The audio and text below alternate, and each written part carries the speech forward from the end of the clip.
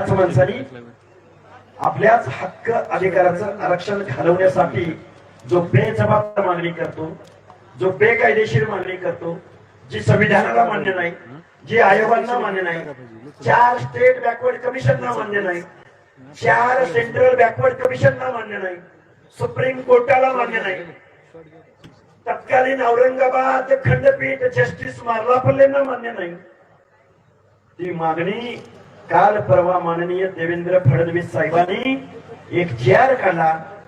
त्या जी.आर मध्ये 3 पानाचा जी.आर. आता ऐका, मला काय लय बोलता येतं, लय कोणाकोणावर टीका करता येते, पण महाराष्ट्र आपल्याला बघतोय. आपल्याला जबाबदारीने वागायचंय, जबाबदारीने बोलायचंय.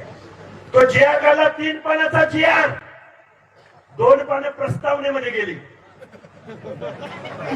2 पानं प्रस्तावनेमध्ये गेली आणि मग हळूच शेवटी 4 वळीचा जी.आर काढला.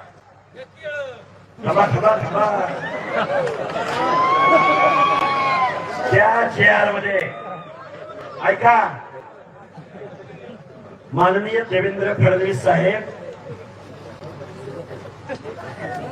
ऐका ऐका ऐका 2 मिनिटं. आम्ही तुम्हाला मतदान दिलं, तुमच्याकडे बघून दिलं. आम्ही काही पंडितकडे आणि सोळंकीकडे बघून आम्ही तुम्हाला मतं दिली का? नाही दिली ना. आमच्या मुंडे साहेबांनी आम्हाला शिकवण दिली, त्या शिकवणीला आम्ही मतदान दिलं. बरोबर आहे का चुकीचं आहे? रोकठोक महाराष्ट्राला सबस्क्राईब करा आणि बेल आयकॉनवर क्लिक करायला विसरू नका.